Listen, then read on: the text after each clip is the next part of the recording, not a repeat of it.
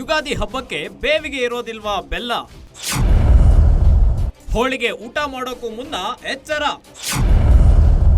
Sweet ಮಾರಾಟಗಾರರಿಗೆ ಕಹಿ ಸುದ್ದಿ ಕೊಟ್ಟ FSSAI.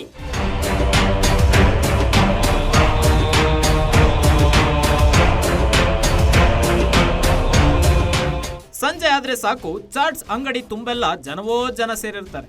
ಆದ್ರೆ ಅದಕ್ಕೆಲ್ಲ ಆಹಾರ ಇಲಾಖೆ ಈಗ ಶಾಕ್ ಮೇಲೆ ಶಾಕ್ ಕೊಡ್ತಾ ಬರ್ತಿದೆ. ಗೋಬಿ, ಕಬಾಬ್, ಪಾನಿಪುರಿಯ ಸೇಫ್ಟಿ ಬಗ್ಗೆ ಭಯಾನಕ ಅಂಶಗಳು ಹೊರಬಿದ್ದಿವೆ.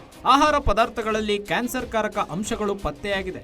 ಈ ಬಳಿಕ ಆಹಾರ ಗುಣಮಟ್ಟ ಇಲಾಖೆ ಹೈ ಅಲರ್ಟ್ ಆಗಿದೆ. ಆರೋಗ್ಯಕ್ಕೆ ಡ್ಯಾಮೇಜ್ ಮಾಡುವ ಆಹಾರಗಳ ಮೇಲೆ ಹದ್ದಿನ ಕಣ್ಣಿರಿಸಿದೆ. ಇದೀಗ ಸಿಹಿ ತಿಂಡಿಗಳ ಮೇಲೆ FSSAI ವಕ್ರದೃಷ್ಟಿ ಬೀರಿದ್ದು ಹೋಳಿಗೆ ಹಾಗೂ ಬೆಲ್ಲಕ್ಕೆ ಬ್ಯಾನ್ ಬಿಸಿ ಮುಟ್ಟಿಸಿದೆ.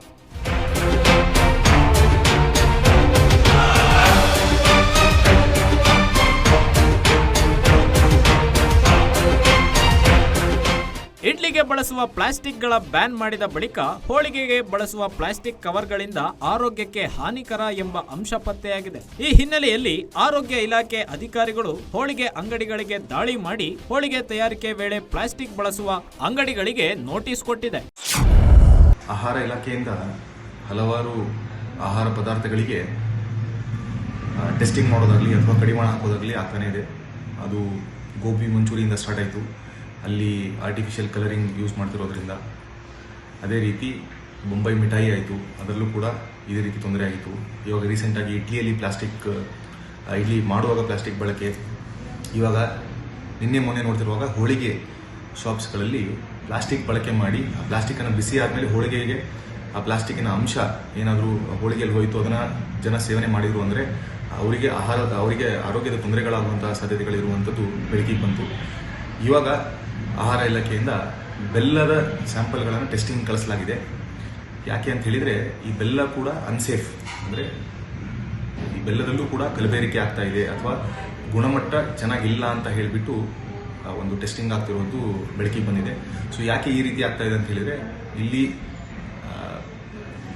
ಡಿಮಾಂಡ್ ಏನಿದೆ ತುಂಬ ಜಾಸ್ತಿ ಆಗಿ ಸಪ್ಲೈ ಎಲ್ಲಾದರೂ ಕಡಿಮೆ ಆಯಿತು ಅಂತ ಹೇಳಿದರೆ ಈ ರೀತಿಯಾದ ಕಲಬೆರಕೆ ಆಗುವಂಥ ಸಾಧ್ಯತೆಗಳಿರುತ್ತೆ. ಸೊ ನಾವು ಸ್ವಲ್ಪ ಜಾಗರೂಕರಾಗಿ. ಇನ್ನು ಹೋಳಿಗೆ ಕತೆ ಒಂದ್ ಕಡೆ ಆದ್ರೆ ಹೋಳಿಗೆ ಮಾಡಲು ಬಳಸುವ ಬೆಲ್ಲದ ಕತೆ ಇನ್ನೊಂದ್ ಕಡೆ. ಸಕ್ಕರೆ ಸೇಫ್ ಅಲ್ಲ ಅಂತ ಹೇಳಿ ಎಷ್ಟೋ ಜನ ಬೆಲ್ಲವನ್ನ ಸೇವಿಸ್ತಾರೆ. ಆದ್ರೆ ಬೆಲ್ಲದ ತಯಾರಿಕೆಯಲ್ಲಿ ಸಲ್ಫರ್ ಬಳಸೋದು ಪತ್ತೆಯಾಗ್ಬಿಟ್ಟಿದೆ. 600ಕ್ಕೂ ಹೆಚ್ಚು ಬೆಲ್ಲದ ಸ್ಯಾಂಪಲ್ಸ್ಗಳಲ್ಲಿ ಸುಮಾರು 200ಕ್ಕೂ ಹೆಚ್ಚು ಸ್ಯಾಂಪಲ್ ಸೇಫ್ ಅಲ್ಲ ಎಂದು ವರದಿ ಬಂದಿದೆ. ಇನ್ನು ಈ ಸಲ್ಫರ್ನಿಂದಾಗಿ ನಮ್ಮ ದೇಹದ ಮೂಳೆಗಳು ದುರ್ಬಲವಾಗುವ ಸಾಧ್ಯತೆ ಹೆಚ್ಚಾಗಿದ್ದು, ವೈದ್ಯರು ಆದಷ್ಟು ಬಿಳಿ ಬಣ್ಣದ ಬೆಲ್ಲವನ್ನ ಸೇವಿಸದೆ ಕಂದು ಬಣ್ಣದ ಬೆಲ್ಲ ಸೇವಿಸಿ ಎಂದು ಸಲಹೆ ನೀಡುತ್ತಿದ್ದಾರೆ.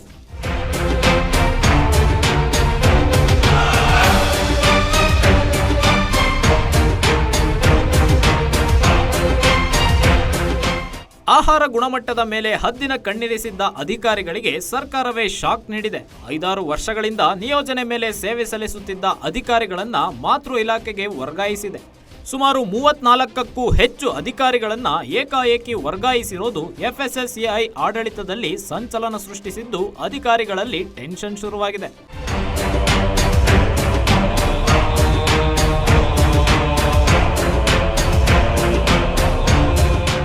ಒಟ್ನಲ್ಲಿ ರಾಜ್ಯದಲ್ಲಿ ಒಂದಲ್ಲ ಒಂದು ಆಹಾರ ಪದಾರ್ಥ FSSAI ಅಧಿಕಾರಿಗಳ ಕೆಂಗಣ್ಣಿಗೆ ಗುರಿಯಾಗುತ್ತಿದ್ದು, ಇಲಾಖೆ ಶರವೇಗದಲ್ಲಿ ಕಾರ್ಯನಿರ್ವಹಿಸುತ್ತಿದ್ರೆ ಈ ವೇಳೆ ಅಧಿಕಾರಿಗಳ ವರ್ಗಾವಣೆ ಎಷ್ಟು ಸರಿ ಅನ್ನೋ ಪ್ರಶ್ನೆ ಹುಟ್ಟಿಸಿದೆ.